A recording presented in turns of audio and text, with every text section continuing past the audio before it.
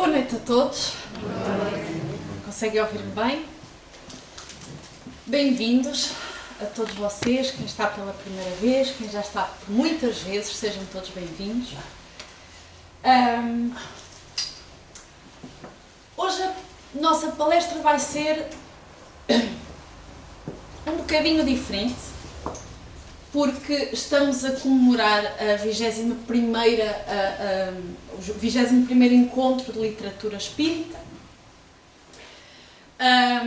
Então vamos falar, vai ser um bocadinho diferente, porque não só vou falar do livro, como da médium que está por trás do livro. Na altura, quando me fizeram o convite, havia um livro que já me estava a fazer comichão há algum tempo. Ivone Amaral Pereira geralmente é mais conhecida pelo livro Memórias de um Suicida, que é um livro que eu também gosto muito, mas tenho particular gosto por este livro e eu já vos vou mostrar porquê. É um livro diferente dos livros de Ivone Amaral Pereira, eu até lhe pus um S a mais no nome, parece estrangeiro. E vamos ver porque é que vai ser diferente. Então, o objetivo da palestra de hoje, tal como de todas as palestras, é não só o convite à reflexão e a aprendermos todos em conjunto, mas caso não tenha sido suficiente das outras vezes, o objetivo do Encontro de Literatura é justamente lermos. Então, falando um bocadinho da vida de Ivone do Amaral Pereira, médium brasileira, que nasceu muito no início do século XX, teve uma vida muito longa. Curiosamente, no dia 9, portanto ontem, fez aniversário da sua desencarnação, na altura com 83 anos, portanto teve uma vida muito longa. Viveu no Rio de Janeiro, uma médium muito humilde, era costureira de uma família muito pobre, nasceu numa família espírita com 5 irmãos e um meio-irmão. Desculpem. Teve uma infância um bocadinho atribulada, porque ela desde muito pequenina que conseguia comunicar com os espíritos, desde os 4 anos que isso lhe acontecia de forma muito natural, e destacavam-se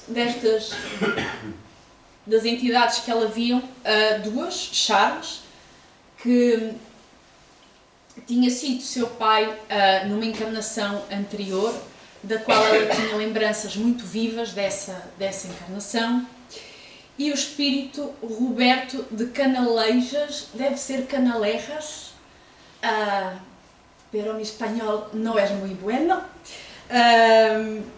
peço desde já desculpas, e justamente por ela ter o espírito de Roberto tinha sido um médico em Espanha no século XIX e tinha um grande afeto por ela. Portanto, estes dois espíritos, o espírito de Charles e o espírito de Roberto, Charles tinha sido seu pai e Roberto tinha sido um médico em Espanha no século XIX, mas eles tinham uma ligação espiritual já muito longa e muito afetuosa durante muito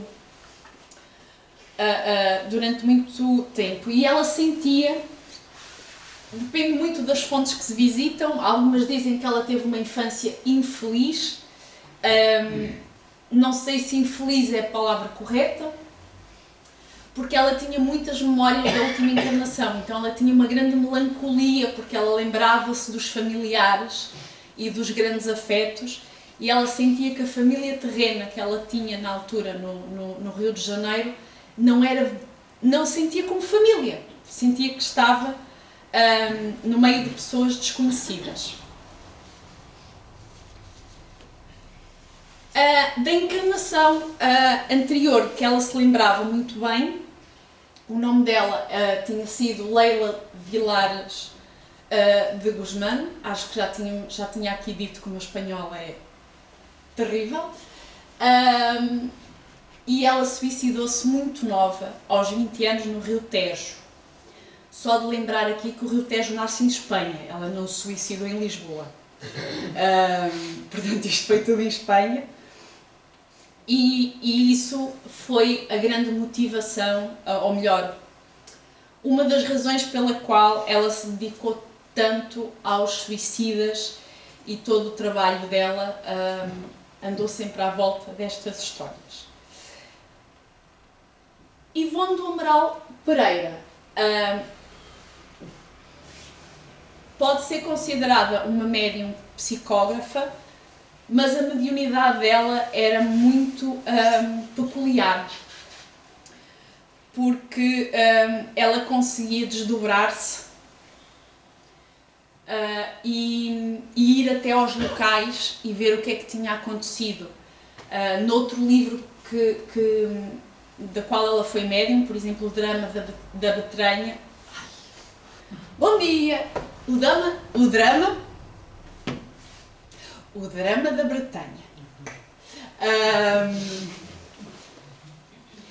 Esse livro, que foi, da qual ela foi médium, ela recebeu a história dessa forma, ou seja, em desdobramento ela foi até ao local e conseguiu ver o que é que lá se tinha passado, mesmo que agora o mesmo local não tenha nada, esteja em ruínas, esteja em natureza, ela conseguia ver o que é que tinha acontecido anteriormente. Portanto, uma mediunidade muito peculiar que ela tinha. Eu falo do Drama da Bretanha, mas há outros livros onde isso aconteceu. Quanto à mediunidade, ela era uma médium bastante dedicada e rigorosa em relação às suas práticas mediúnicas. E ela sempre enfatizava a importância do estudo e da disciplina na prática mediúnica. E também foi muito defensora de que a mediunidade não era nada sobrenatural. Ela encarou a mediunidade de uma forma muito, muito natural, como realmente é, e talvez por isso, pela dedicação dela e pelo trabalho, ela nos tenha feito chegar a muitas das suas obras. Como disse, Memórias de um Suicida é talvez a obra mais famosa dela, mas o espólio dela é muito grande. O Cavaleiro de Númiers, como eu já disse, o Drama da Bretanha, Memórias de um Suicida, Recordações da Mediunidade, que é um livro onde ela fala, por exemplo, de como ela começou a comunicar com os espíritos, Na Cortina do Tempo, Caminhos de Volta, Elos de Luz.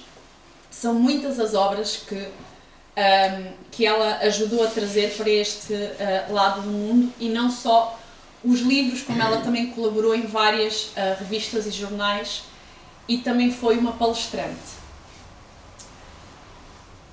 Portanto, se a obra que nós trazemos hoje não for suficiente para convencer a ler, eu espero que esta pequeníssima introdução àquilo que foi a vida e o trabalho dela vos faça escolher dentre as muitas obras que ela tem alguma coisa para ler, até porque é muito rica a forma como ela descreve as histórias, e há muitas diferenças, vocês veem, entre aquilo que é psicografado e aquilo que ela obteve por desdobramento, as diferenças. Portanto, é uma médium, sem dúvida, independente do nosso interesse pelos fenómenos, a forma como ela obtém as histórias é muito interessante. Feito aqui esta pequena ressalva a quem foi Ivone do Amaral Pereira, porquê Dramas da Obsessão, que é o livro que nós temos aqui em estudo? Eu reparei que o livro, eu já o li a primeira vez já há alguns anos, o livro estava na estante há muito tempo a olhar para mim e a acenar-me, tipo, eu para uma palestra. E eu, quando finalmente pensei, não, agora vou falar de Dramas da Obsessão, eu não sei o que aconteceu ao livro na minha casa. Portanto, eu tive que preparar-me para esta palestra com a versão digital. Eu depois posso mostrar-vos a versão no meu tablet, está cheia de sublinhados, mas foi quase como, ai, tinhas o outro sublinhado, então vais ver, vais ter que ler tudo outra vez. Não sei onde está o meu livro, o físico. Porquê Dramas da Obsessão? Por várias razões.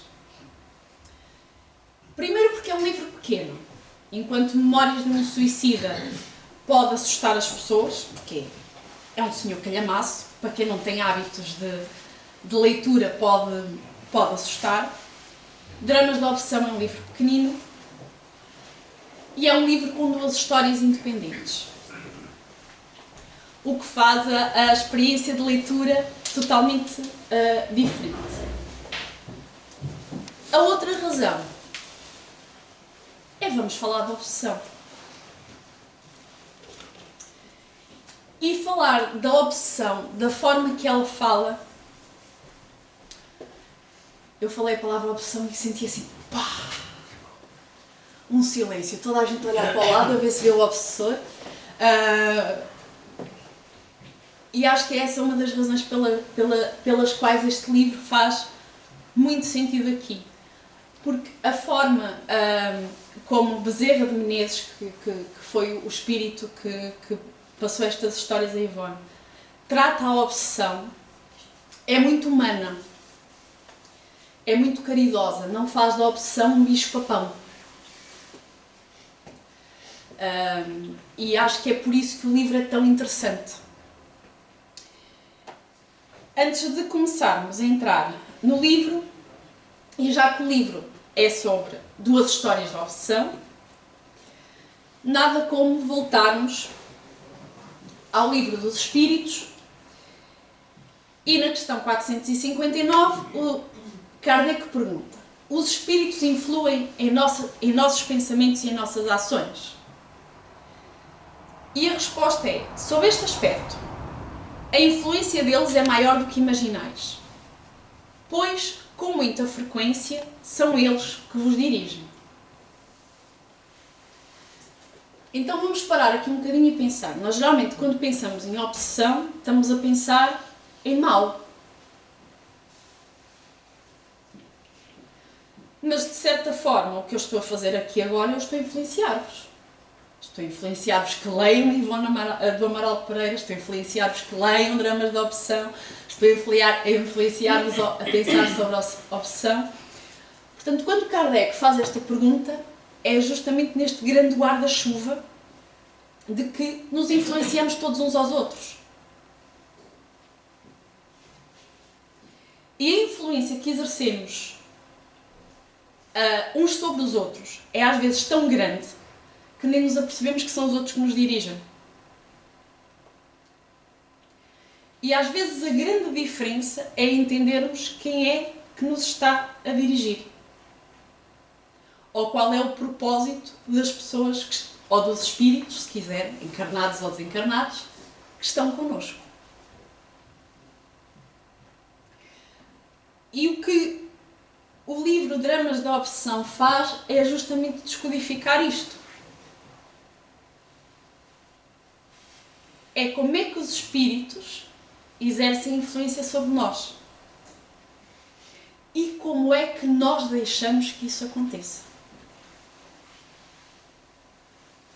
Porque a partir do momento que vocês vieram numa sexta-feira à noite de chuva, com este tempo terrível para aqui, vocês estão predispostos a que as palestras vos influenciem de uma forma positiva. Estão a abrir uma porta para uma influência que eu espero que seja positiva. O problema é quando, inconscientemente, abrimos a porta a uma influência que não é tão positiva. E é isso que Dramas da Obsessão faz. Portanto, se achamos que a obsessão é um grande bicho-papão, vamos lembrar-nos que estamos a ser influenciados a toda a hora, por toda a gente. Cabe-nos a nós escolher o que é que deixamos ou não que nos influencie. Dito isto, vamos então ver um bocadinho mais o que é que o livro nos convida a estudar. Como eu vos disse, Dramas da Opção é um livro pequenino, tem 2 histórias. E a primeira parte conta a história de Lionel e da sua família. Então, tudo começa com Bezerra de Menezes a contar as 2 histórias. Nas 2 histórias ele é chamado ao auxílio, em circunstâncias diferentes. E nesta circunstância, Bezerra de... Eu hoje estou a trocar os R's todos, alguém me controla. Bezerra de Menezes e um dos seus assistentes, Roberto, recebem um pedido de socorro a uma família encarnada que está a passar por várias e dolorosas provações, que é a família de Lionel. Lionel havia cometido suicídio, e, portanto, a história chegou a Bezerra de Menezes neste cenário. Lionel havia cometido suicídio e uma das suas filhas, Alcina, com 20 anos, cometeu suicídio 10 meses depois do pai. Outro dos filhos de Lionel, Orlando, com 15 anos, portanto, Lionel, se não me está a falhar a memória, suicidou-se com um tiro, Alcina com veneno e Orlando tentava-se atirar à linha do comboio. Orlando com 15 anos. E tentou várias vezes, felizmente nunca foi bem sucedido. E o restante da família estava com ímpeto, com essa vontade de retirar a própria vida. E no apelo que Bezerra de Menezes recebe, é-lhe dito que vivem todos a chorar desesperados, sem ânimo para continuar a existência. Somente a viúva de Lionel consegue algo estimulante para se impor à situação. A miséria bate-lhes à porta e somente ela trabalha.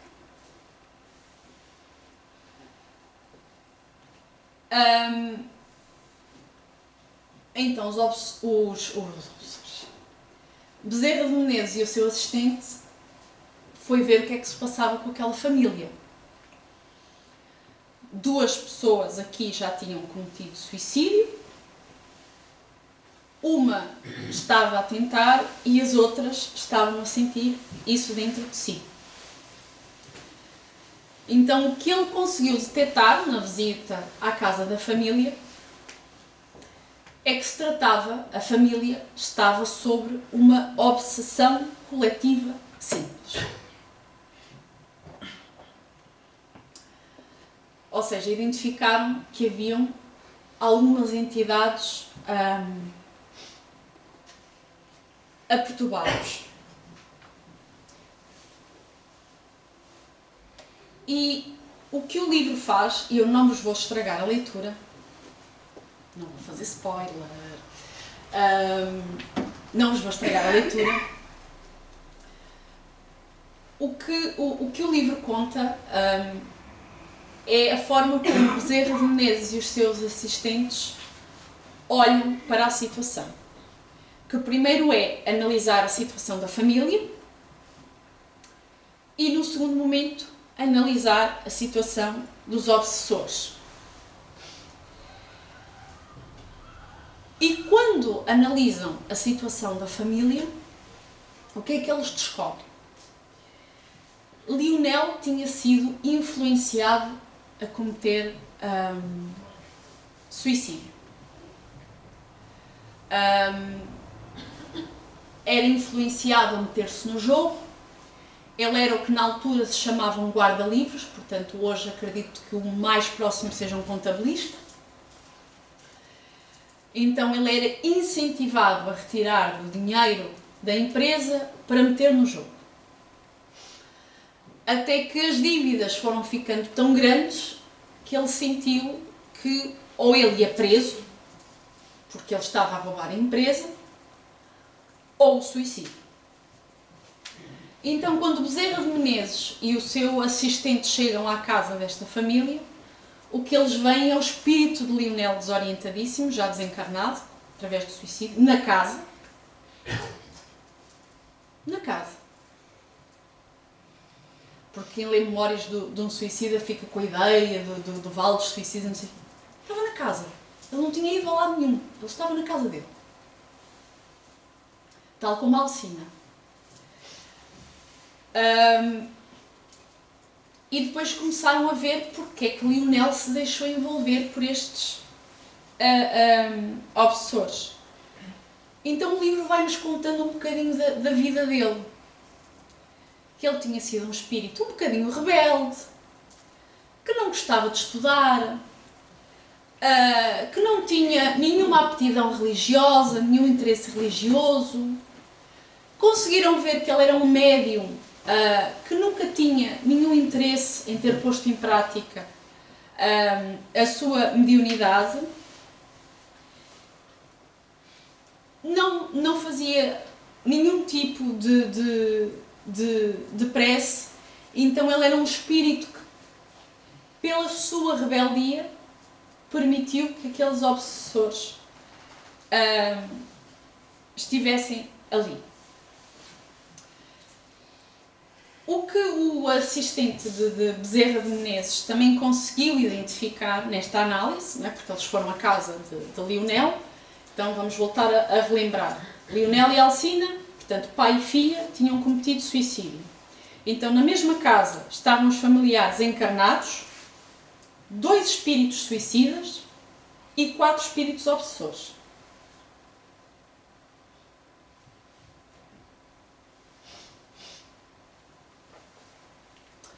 Tendo feito esta análise de Lionel, eles começaram a olhar quem é que são os obsessores.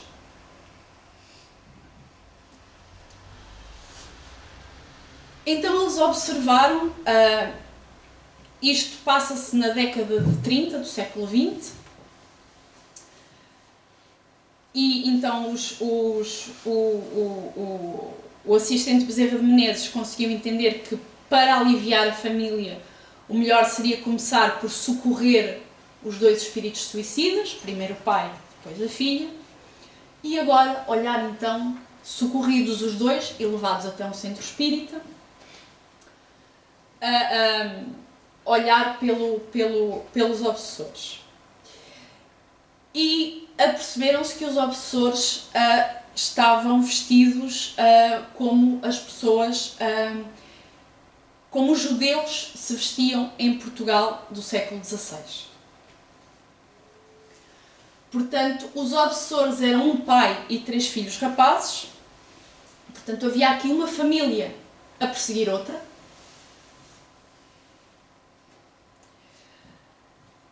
E uma das notas que está no livro é que se um médium vidente visse os obsessores, achava que os espíritos obsessores estavam vestidos para um baile de máscaras. Porque estavam vestidos, imaginem, em 1930, vestidos como se fosse século XVI.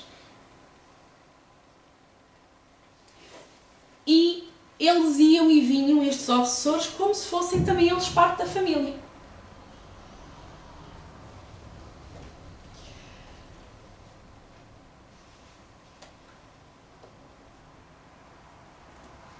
Contudo,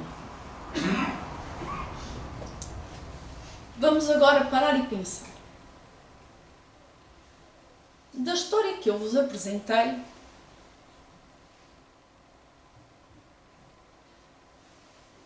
pensem, não precisam responder, pensem só comigo.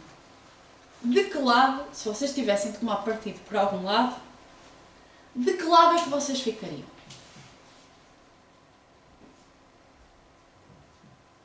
Da família de Lionel.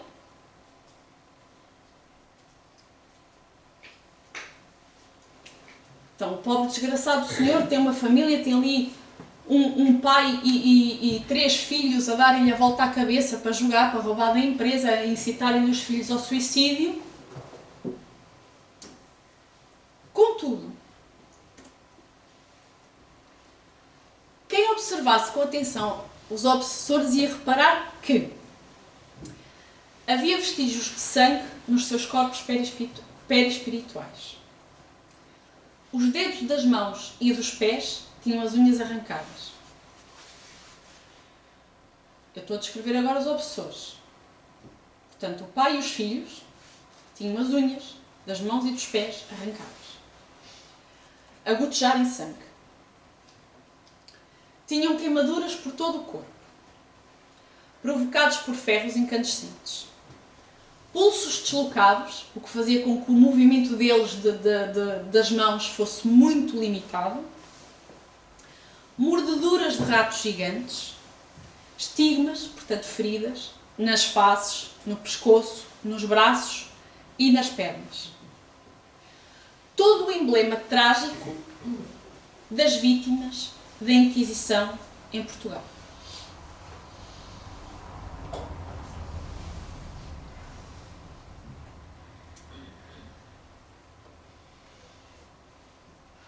Então agora estamos aqui a ver que está a haver aqui uma mudança na história. Estávamos com pena de Lionel e da família, então sentem-se. Porque parece que os obsessores sofreram bastante. E já sabemos à mão de quem? Da Inquisição Portuguesa. Inquisição Portuguesa, Inquisição Espanhola, escolham a que quiserem, nenhuma foi boa. Esta história passa-se no Brasil. Tanto o pai como os três jovens, o pai chamava-se Timóteo e os jovens Joel, Saulo e Rúben,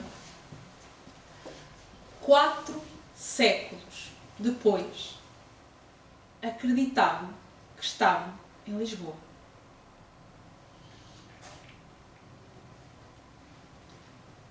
4 séculos. 400 anos.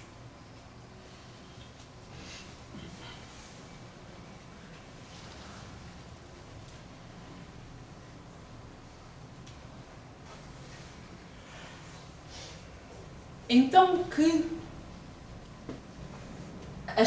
Bezerra de Menezes e os seus assistentes fizeram foi: espera aí, temos que ver porque é que estas pessoas estão ligadas e porque é que estes espíritos obsessores se encontram em tão mau estado. Eu sei que passaram quase 100 anos ao ocorrido desta história. Isto foi por volta de 1930, estamos em 2023. Imaginem que entravam por aquela porta 4 indivíduos vestidos como no século XVI. Sem unhas, a pingar sangue, com feridas por todo lado, com mordidelas e com os pulsos deslocados. Com todo o respeito, eu fugi. E talvez depois chamasse um médico.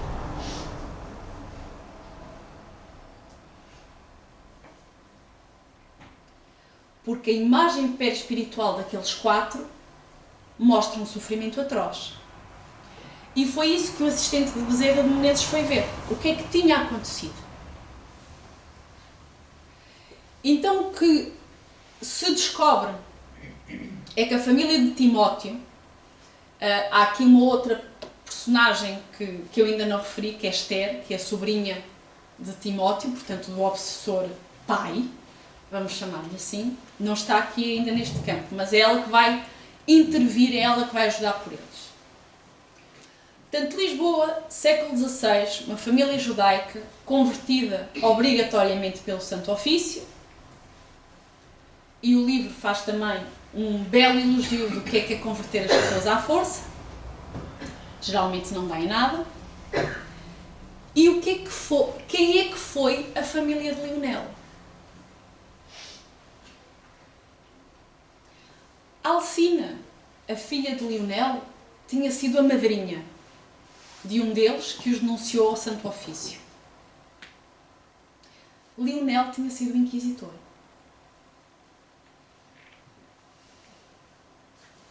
E os restantes filhos tinham sido um criado e um outro capataz.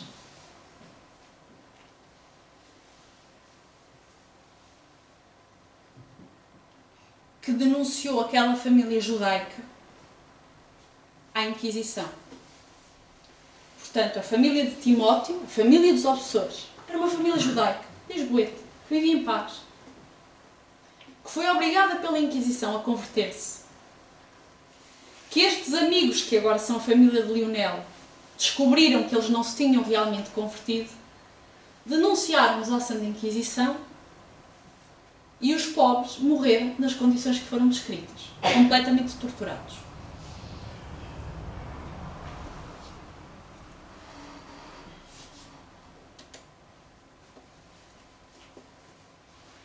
Então há aqui um convite muito interessante nesta primeira história. Eu não vos vou contar mais detalhes, senão vocês não leem o livro. Não fiquem a olhar assim para mim. Não vai sair mais informação. Agora arranjem o livro. E já contei muito. Então, quando falamos de obsessão, quem é que são os bons e quem é que são os maus?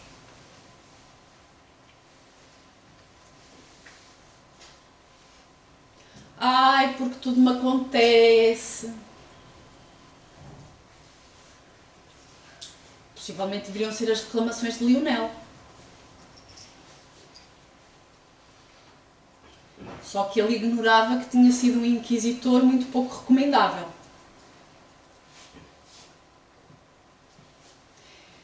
O que esta história que Bezerra de Menezes nos traz através da mediunidade de Ivone do Amaral Pereira é justamente questionarmos: quem são os bons, quem são os maus?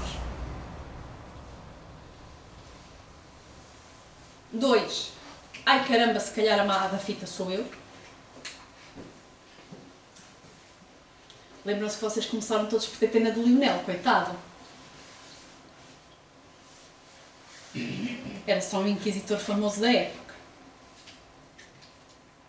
Então é justamente a convidar-nos a refletir sobre as influências que nós permitimos na nossa vida.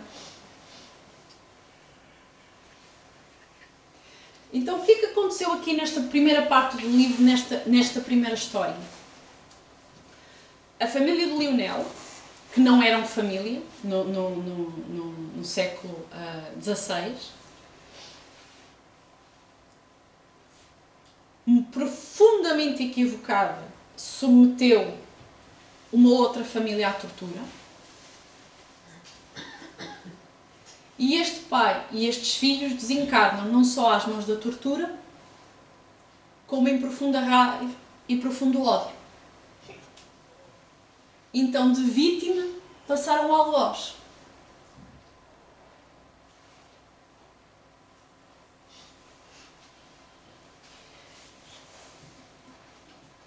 E uma das reflexões, já na parte final desta história do livro, é que quando resgatam os obsessores, porque depois tem muitos detalhes, leiam por favor a história, tem muitos detalhes, é uma história mesmo muito rica. Vai contando o despertar destes espíritos.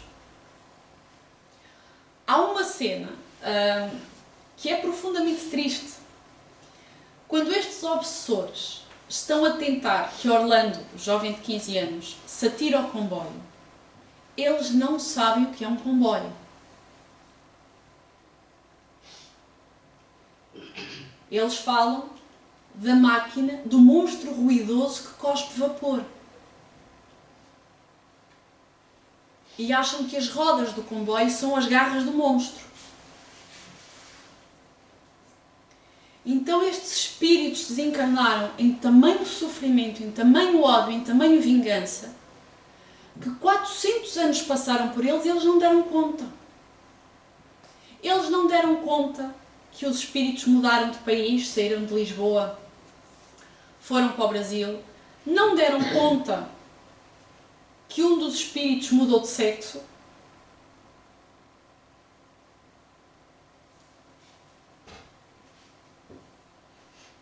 Não deram conta que as roupas mudaram, não deram conta que o comboio chegou. A tristeza, a mágoa, o sentimento de vingança era tão grande que eles ficaram cristalizados naquela data.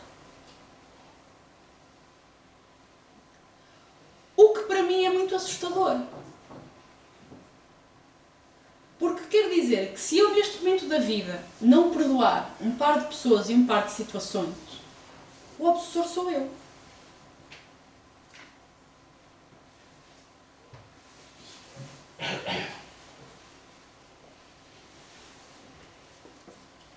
E o que os benfeitores falam a estes espíritos, portanto, eles não sabiam da evolução que a Igreja Católica tinha tido, eles não sabiam que a Inquisição já tinha acabado, um profundo susto.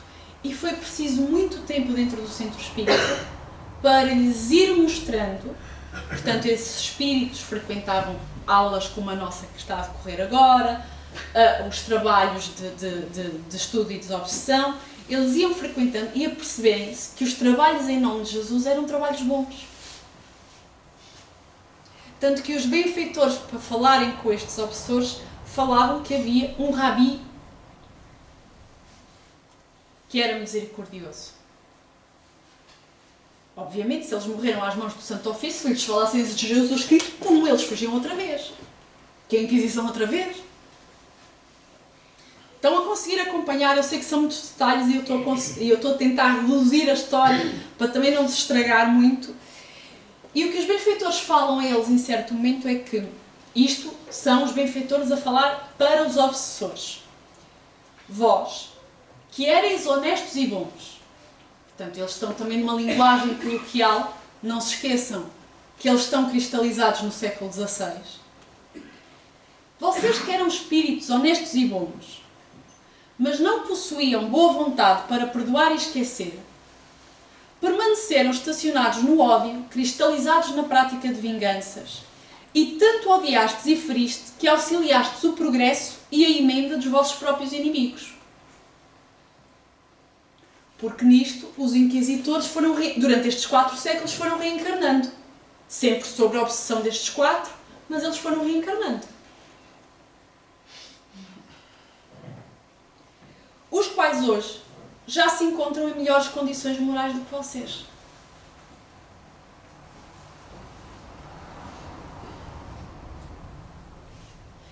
Então, esta primeira história é uma chamada de atenção para que nós ponderemos dentro do nosso coração o que é uma obsessão e como é que elas começam. E, por favor, não se tornem o obsessor de ninguém.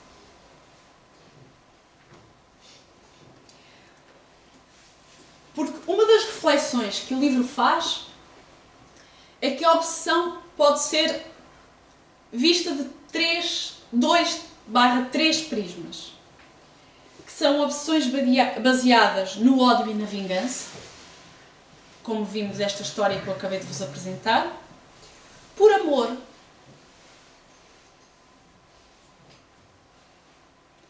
porque alguém nos magoou, porque alguém nos traiu, porque alguém nos rejeitou, nós ficamos com aquele coração partido e estamos sempre com aquela pessoa na cabeça. Ou então obsessões até de cariz sexual, que levam ao adultério, que levam à prostituição, que levam a todo um desregramento da vida sexual. No Evangelho segundo o Espiritismo, diz-nos que o espírito do mal espera que o outro, a quem ele quer mal, esteja preso ao seu corpo e assim menos livre, para mais facilmente o atormentar, ferir nos seus interesses ou nas suas mais caras afeições. Portanto, quem tem medo de desencarnar é só para avisar que se calhar estamos pior encarnados.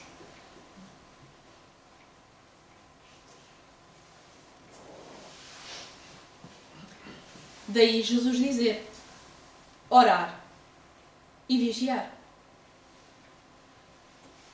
Porque se eu oro, eu estou a conectar-me ao Pai Divino.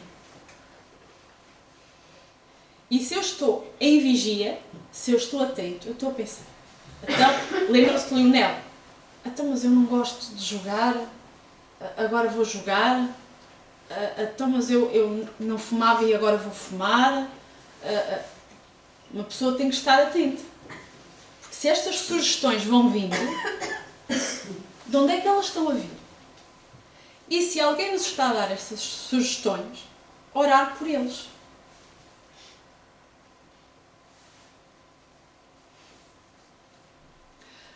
Até porque, se temos um espírito à nossa volta que nos odeia, e na internet é muito fácil encontrar as palestras onde Divaldo fala de um dos obsessores dele, que ele chamava o Homem da Máscara, porque ele não lhe via o rosto, portanto até Divaldo tinha um obsessor. Achavam que era só nós. Se nós estamos a rezar, o obsessor fica calmo. Então, mas na vida passada, esta criatura fez-me 30 por uma linha e agora já fala com Deus. Deixa-me ver as atitudes desta criatura. Já não rouba, já não mente, já não bebe. Então, se calhar, já não é a mesma pessoa que eu conheci. E a nossa própria vida, o nosso próprio exemplo, vai ajudando a modificar quem está à nossa volta.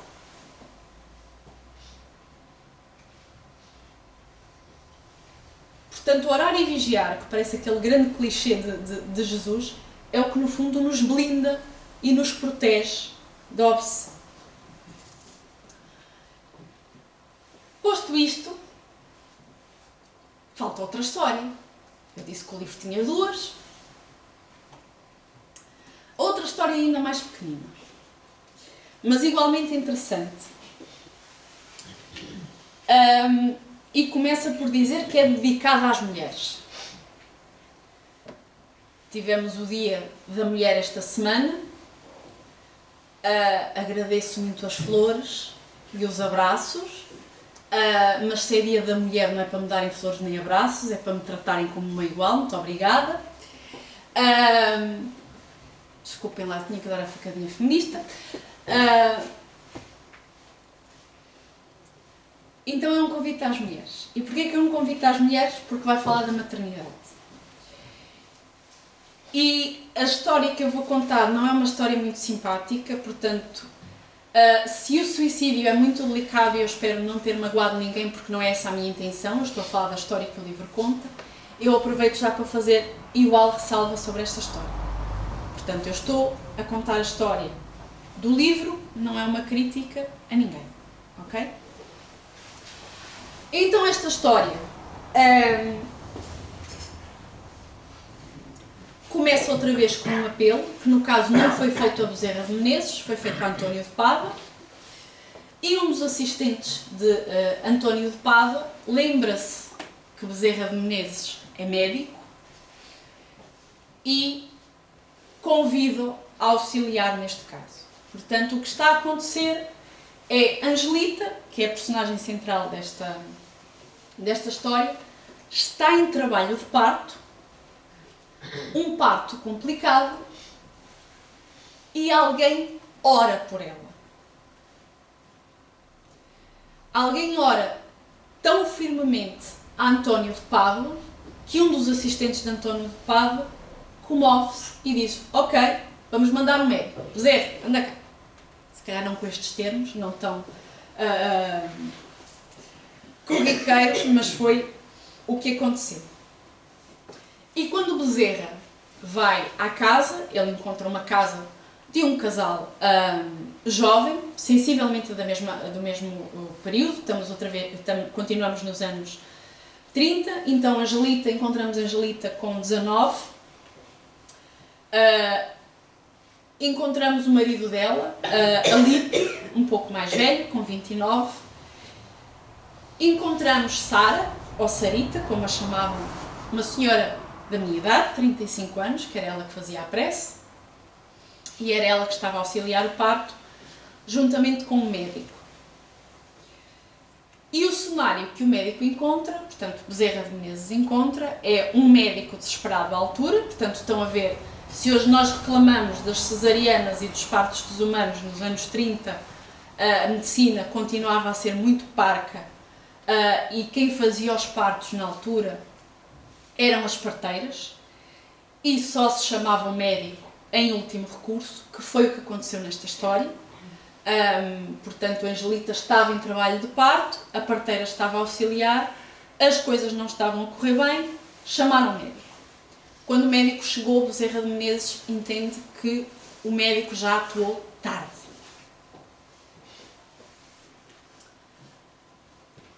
E então, qual é o cenário? O bebê está morto e o objetivo é tentar salvar a mãe. Volto a lembrar, estamos nos anos 30 do século passado e o bebê não foi propriamente... Não havia cesariana e para tentarem tirar o bebê foi esquartejado. E nesse processo a mãe ficou muito ferida.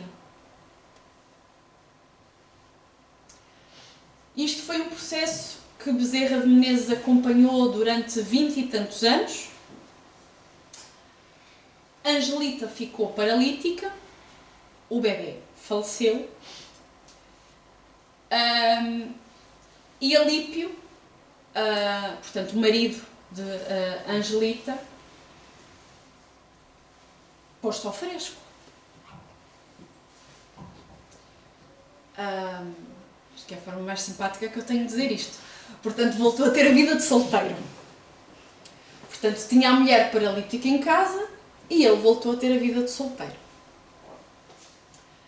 A mãe de Angelita, portanto, se hoje em dia cuidar de alguém acamado continua a ser um desafio e continua a ser uma tarefa muito penosa, imaginem há quase 100 anos atrás.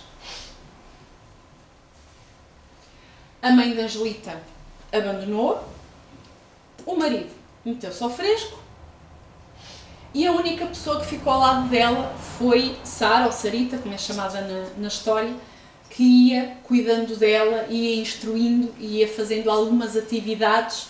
Portanto, foi um espírito que, apesar de acamado, foi aprendendo sobre Jesus, sobre o Evangelho e foi mantendo a sua fé ativa, apesar da dor gigante da sua vida ter ficado aos 19 anos confinada a um quarto e do marido a ter abandonado.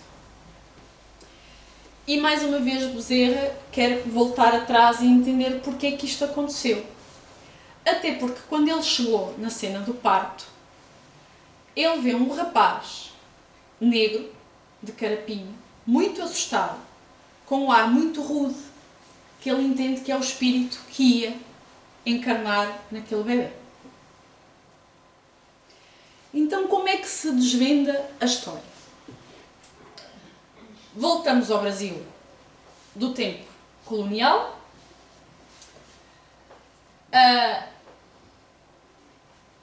Alípio e Angelita tinham outro nome, eram Fernando e Rosa.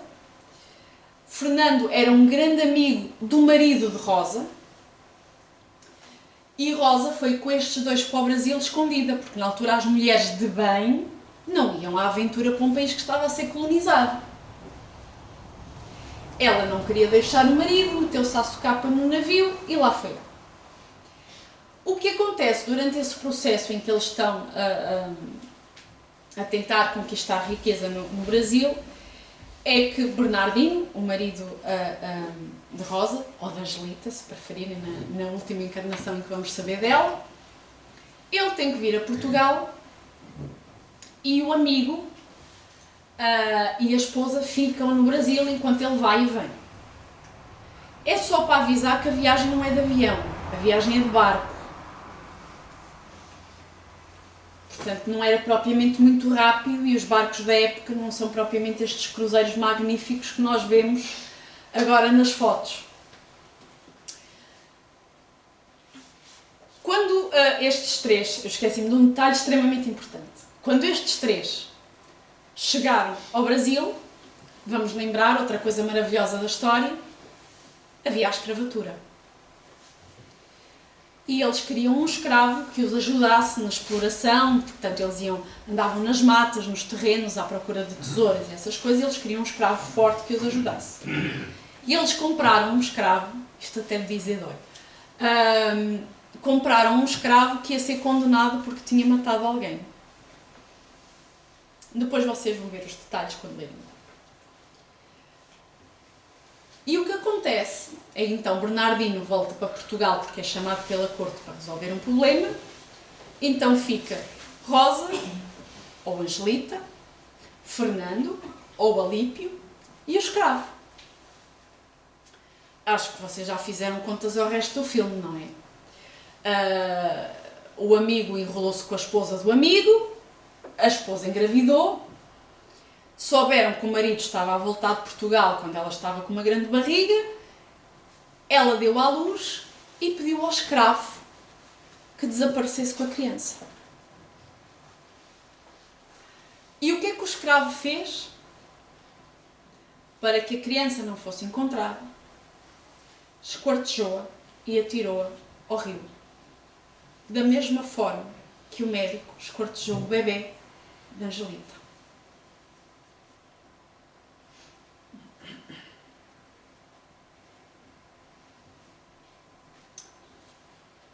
Obviamente, durante a gravidez, eu ainda não falei o nome do escravo. Não sei se vocês estão a morrer de sono ou se vocês estão a prestar muita atenção. O escravo chamava-se Caetano e o que aconteceu durante o período de gravidez é que o escravo, ou seja, Caetano, afinou-se a Angelita, que é um processo natural durante uma gravidez. Portanto, estão dois espíritos ligados, não só fisicamente como energeticamente, e foi-se afeiçoando a ela. E quando ele se apercebeu que o antigo amo, agora marido de Angelita, abandonou-a, o que é que ele fez? Tornou-se perseguidor dele. Então aqui estamos numa obsessão por amor. Foi confuso de entender? Eu explico outra vez. Foi confuso de entender? Então, Angelita estava grávida. O bebê que ia nascer era a reencarnação do escravo. Da mesma forma que o escravo tinha esquartejado o bebê na encarnação anterior, o corpo em que ele ia reencarnar foi esquartejado. Portanto, ele passou pelo mesmo que ele fez a um outro bebê. Circunstâncias totalmente diferentes. Só que enquanto Angelita estava grávida, o espírito que ia nascer acompanhou a mãe e afeiçoou-se a ela, afeiçoou-se a Angelita. Só que o parto correu mal, o bebê não nasceu, a Angelita ficou paralítica e o marido, que tinha sido o antigo amo do escravo, pôs-se ao fresco. E quando ele se apercebeu que aquele que ia ser o seu futuro pai abandonou aquela por quem ele já tinha tanto carinho, um carinho filial tão grande, tornou-se o perseguidor dele.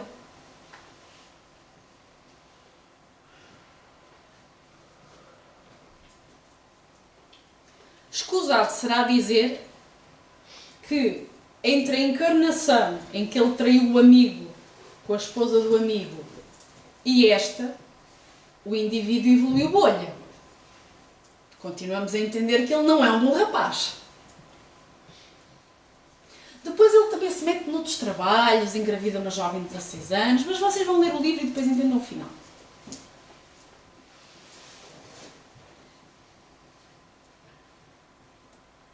Agora, quando no livro dos Espíritos, Kardec pergunta por que Deus permite que os Espíritos nos excitem ao mal, os Espíritos respondem: os Espíritos imperfeitos são os instrumentos destinados a experimentar a fé e a constância dos homens de bem. O mal só tem espaço à nossa volta porque a nossa fé e a nossa constância no bem falham.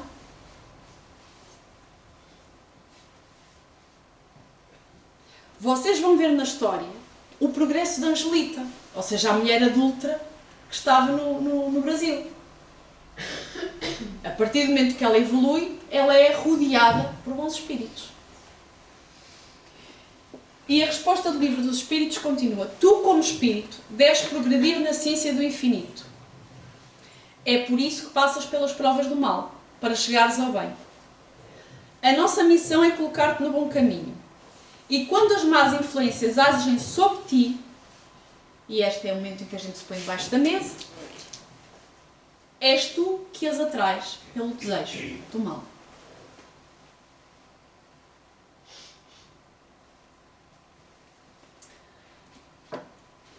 Como podemos neutralizar a influência dos maus espíritos? Fazendo bem. E colocando toda a nossa confiança em... já estou eu outra vez a comer palavras. E toda a nossa confiança em Deus. Repelis a influência dos espíritos inferiores e destruís o império que queiram ter sobre vós. Desconfiai das sugestões dos espíritos que suscitam em vós maus pensamentos. Lembram-se da história de Lionel? Os obsessores: joga, tira mais dinheiro da empresa, volta a jogar. Só mais um copito, hoje é dia de festa, não faz mal. Só mais um cigarrinho. Não, acordar tão cedo. Não, dorme mais uma horinha. Não. Porquê que vais tão cedo para o trabalho? Dorme mais um bocadinho, fica aí. O quê? Vais ler um livro espírita? Ai, que seca! Vai antes ver uma série.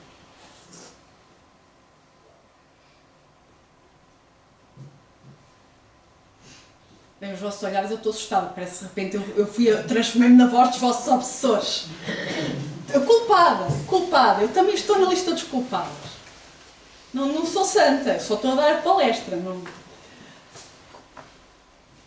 Então, desconfiai das sugestões dos espíritos que suscitam em vós e que vos excitam a todas as más paixões. Desconfiai principalmente daqueles que vos exaltam o orgulho, pois vos pegam pelo vosso ponto fraco. Havia um filme, meu Deus, estou a ficar velho, que era o Advogado do Diabo. Alguém viu esse filme? O último dos pecados era a vaidade, era o orgulho. Em vários momentos do livro há uma coisa que se vê, que é a ação eficaz da prece. Não há obsessor que aguente. E uma prece sincera não precisa ser uma prece decorada. É aquela que vem do fundo do coração. Eu quero sair daqui. Eu quero que os meus filhos estejam bem. Eu quero que os meus pais estejam bem. Eu quero que os meus familiares estejam bem. Eu quero ter paz no meu trabalho. Eu quero conseguir trabalhar para pagar as minhas dívidas. Mas quando isso sai sincero, é prece. E ouvir.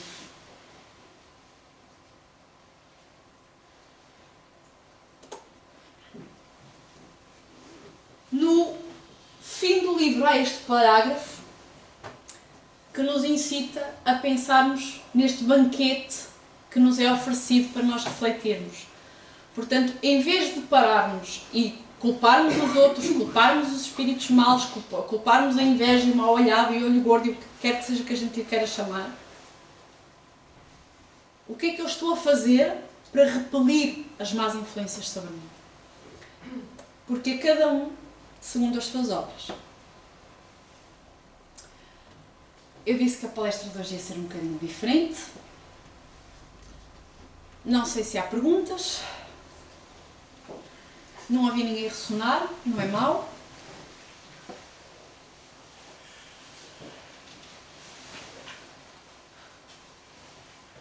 E, portanto, os dois livros que tiveram por base no trabalho.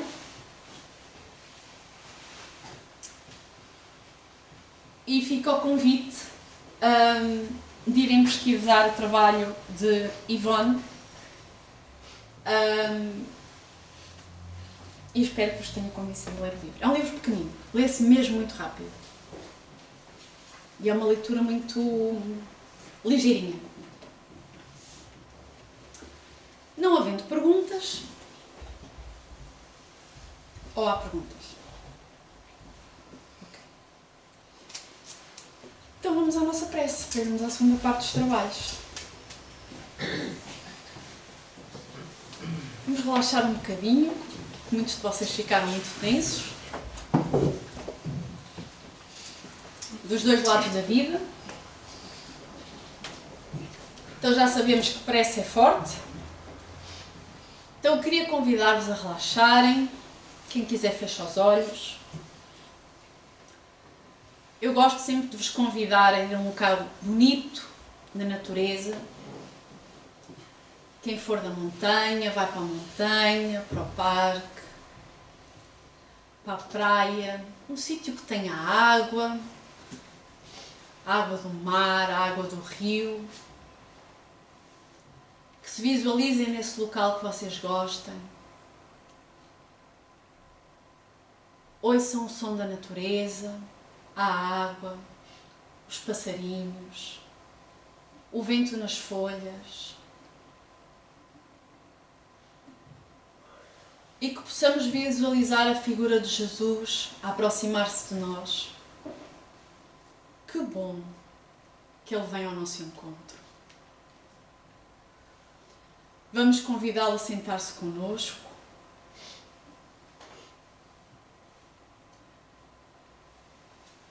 E entregar sinceramente o nosso coração. Lembrando todas as mágoas e todas as tristezas que carregamos. Lembrando a Jesus todos aqueles que nos preocupam, todos aqueles de quem sentimos falta, todos aqueles a quem temos dificuldade de perdoar.